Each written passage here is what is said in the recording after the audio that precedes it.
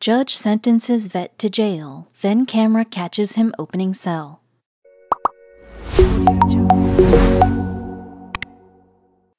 While driving past an embankment in 2008 in Afghanistan while serving for his country, Joe would stumble into something more than just sinister. Joe was among 4 men in the vehicle when the road crumbled beneath them and the car went plunging to the water below them. He then snapped out of the memory when he heard the judge before him clear his throat. It was 2008 when Joe stepped into a heavily armored truck with 3 comrades. The doors were so armored they had to be opened and closed hydraulically. The truck was going down a road right next to a river when the road suddenly wasn't underneath him anymore. It was rolling down the bank and into the river. Joe recalls the memory. The water starts rising and coming up to my head. I'm having trouble getting my seatbelt off. Luckily, his comrade was there to fish him out of his seatbelt, but they both realized that there was a much bigger problem at play. They were in a sinking tomb. The hydraulics is knocked out, and we are fighting for these doors and fighting for these doors. Joe remembers, you can't see the water rising because it's pitch black. You can feel the water rising. Pretty soon the water comes up to a point where it is up to our chin. Then I hear a gurgling sound. Joe then found out about the gas bottles that were leaking inside the truck. They had been damaged when the truck fell into the water. This means that amongst the water rising up, their air was contaminated with gas. Joe felt himself struggling to stay conscious as the cocktail of air and gas entered his lungs. He remembers how he felt. I'd see these things that weren't there, and I was hallucinating. I thought I had died. The minutes would feel like hours before anyone came to aid them. Joe remembers a team finding him and ripping him out of the wreckage. He remembers leaning on soldiers as they walked him up back onto the road. He made the mistake of looking back at the truck where he saw an image that he would never forget.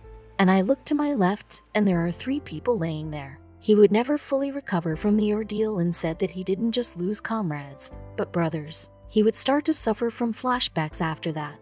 He would randomly remember the night from anything as small as the smell of fuel. This would be followed by anxiety attacks and nightmares. He never even wanted to talk about that day. On top of that, Joe knew that adjusting to a normal life after his service would be hard.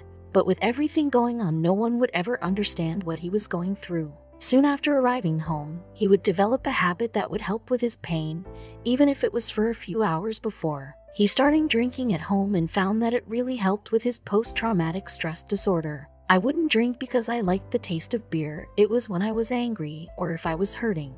This would soon bleed into his normal life as he would be pulled over one day while driving under the influence. He would have to go before the judge scores of times, submitting urine tests to prove his sobriety each occasion.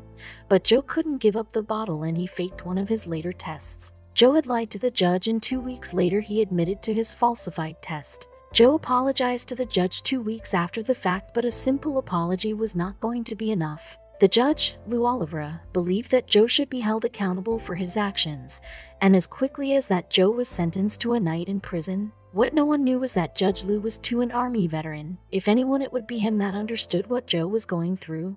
Yet here he was, putting Joe into a tiny cell alone or a whole night. 12 hours of reliving the nightmare in the dark long ago. But the judge was not a cruel man. He knew Joe would suffer coping with isolation, so he came up with a radical plan. On the day that Joe was to report to jail, Lou decided to meet him there, mostly for reassurance. When he showed up, I could tell visibly he was under distress. Lou remembers. He was shaking. He was trembling. He was sweaty. Judge Lou remarked, and this was before Joe had even entered the cell. What would happen when those doors closed behind him, locking him in for the night? The walls got closer, and if Joe stretched his arms out, he could touch both walls on either side of him. But it felt like the cold, dark box was shrinking in on him. This door too was immovable, just like the truck's doors had been on the night of the accident. Suddenly he was back in the truck, cold water up to his chin, the smell of gas in the air.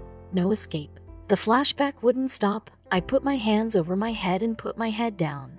He was trying to think of being anywhere but here, but it was impossible. His skin crawled and cold sweat formed over his whole body. The gate swung shut behind him. It just kind of echoed in my head. I was so nervous, Joe says. Joe began to have vivid flashbacks of the night he and his team got trapped inside the submerged vehicle. In the truck, I didn't know I would get out of there, Cerna says. I only had one option that night, and it wasn't a good option. In the cell, I reflected on that. A rattle at the gate jolted him from his waking nightmare. Joe looked up to the gate, knowing his time was nowhere near complete but praying that by some miracle he could run straight out that door. Instead, he saw Judge Lou. The judge smiled and Joe kind of smiled back. The security footage captured everything.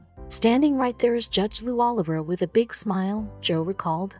And I kind of smiled, too, because he was holding a tray of food. He comes in and he sits on the bed. Scoot over.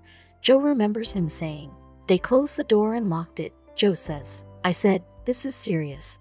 He had the ability to get out, but they locked the door. Joe asked his new cellmate, Judge, are you afraid? No, Lou replied. Are you?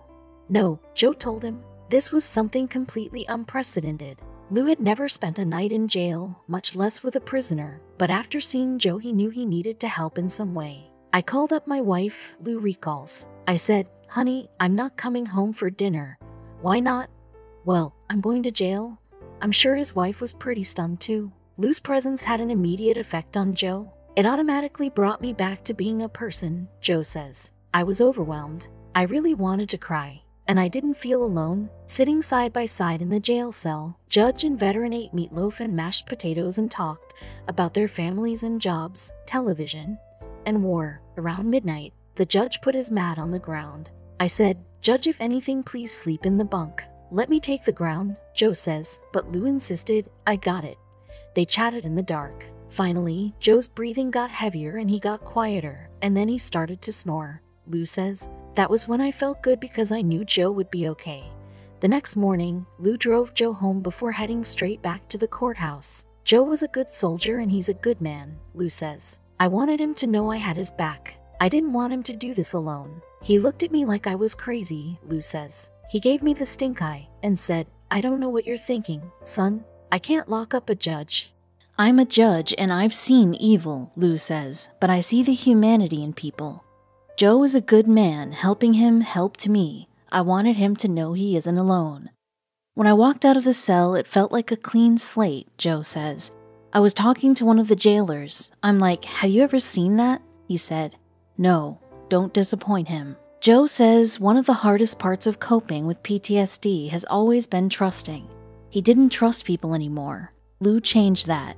Just his presence alone shifted my whole mindset. When he walked in, that kind of brought the walls down and built this confidence in me of trust in people.